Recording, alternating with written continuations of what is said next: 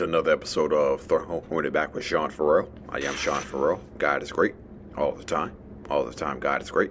Jesus Christ died and he rose again. Let's go ahead and get into it.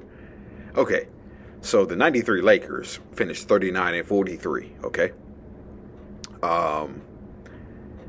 Magic Johnson did come back to the team, but only in preseason. Then he retired again. Then the Sam Perkins trade happens during the season. And so it was in Jerry West's words, a tough team to figure out. The 1992-93 Lakers were, quote, a tough team to figure out, okay? And as a result, they ended up going 39-43, okay? However, playoff time came, and something just popped up in them. They took a 2-0 series lead against the Phoenix Suns, okay? And I think the thing that prevented them from sweeping the series, I truly believe this, okay? The thing that prevented them from sweeping the Suns was their free throw shooting, okay? Because they shot poorly from the foul line the whole series, okay? Despite winning the first two games, they shot poorly at the foul line, okay?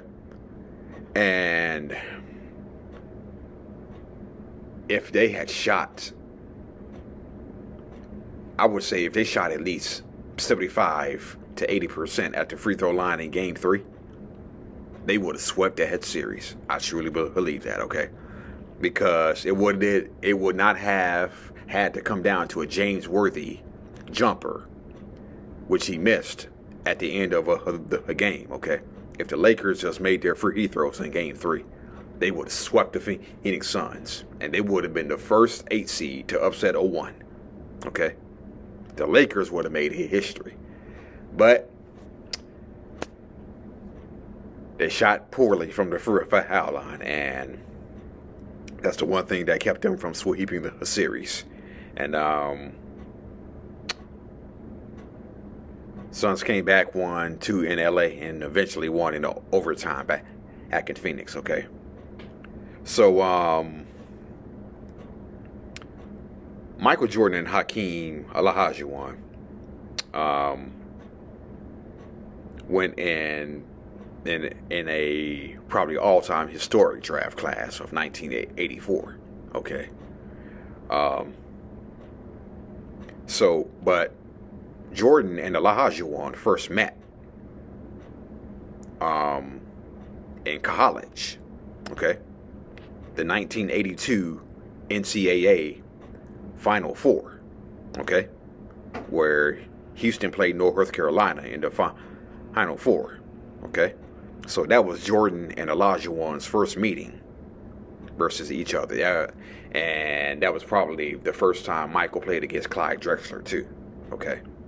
So North Carolina versus Houston in the 1982 NCAA Final Four. And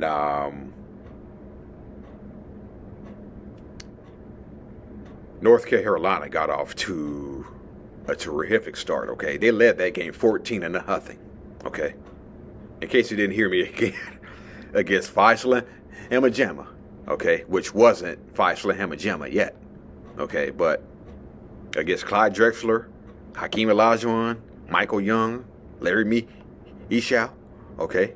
Benny Anders, right?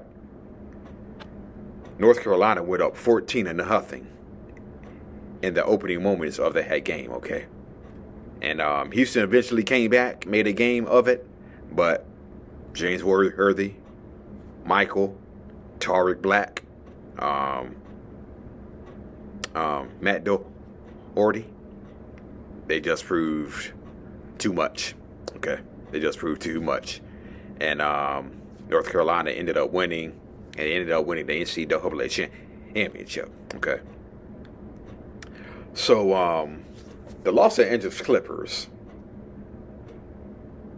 are the Clippers, okay, have been in the Clippers historically, okay? And so,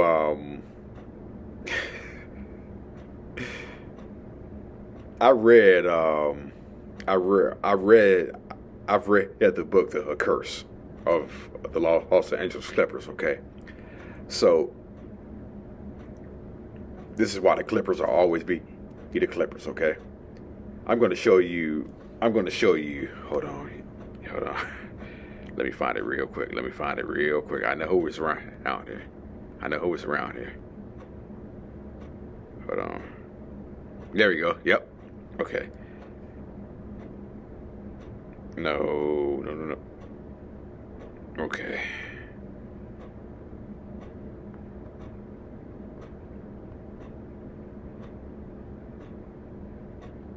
No. Yeah. There it goes. Okay. Yeah.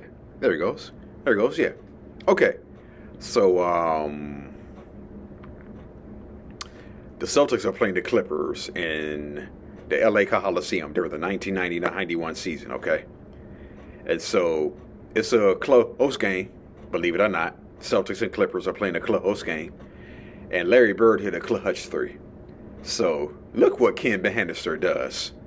Look what Ken Bannister does when Larry Bird hits a clutch three, okay? Hold on, okay.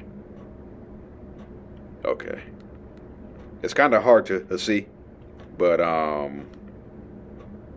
look what Ken Bannister does when Larry Bird hits a clutch three, okay?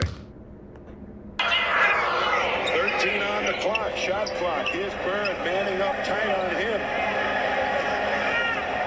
Bird leads to... Thing stopped.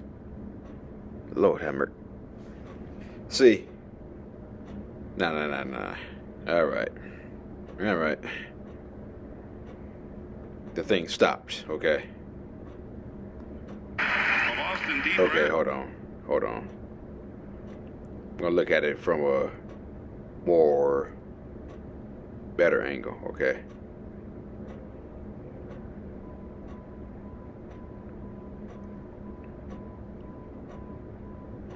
Okay, hold on. I think this is it right here. Yeah, this is it right here. Okay.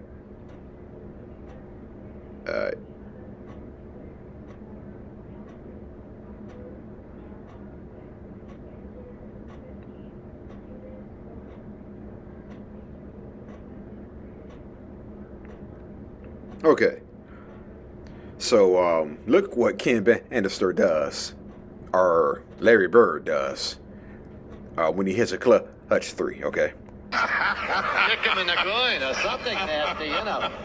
God bless it. What would Arnold have said if he'd ever seen that? Bannister would have been banished to the hinterlands, at least CBA or Italy or somewhere. Eat Italian food the rest of your life. Window shot, rims it. Yeah, so in case you didn't catch that, Larry Bird hit a clutch three, and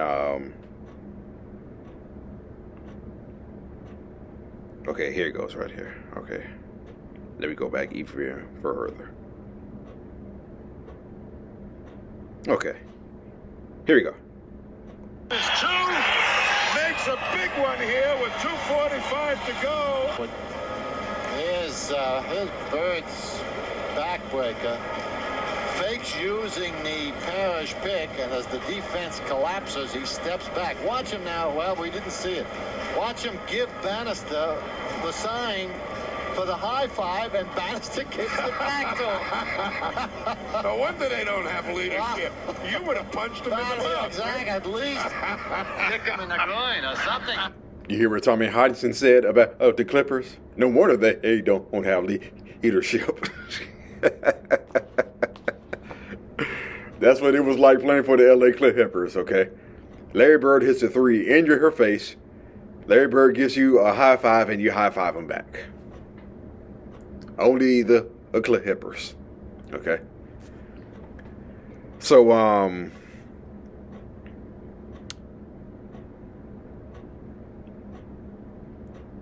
Elden Campbell was traded at midseason 1999, along with Eddie Jones, to the Charlotte Hornets for J.R. Reed and B.J. Armstrong, and Glenn Rice.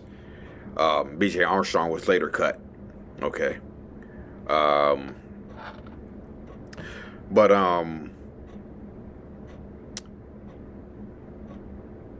Doug Collins mentioned that he was against the Eldon Campbell trade, and he was against the Eldon Campbell trade for his reason. Okay. When you look at the NBA, when you look at the Western Conference back then, you had the Spurs who had Duncan and Robinson.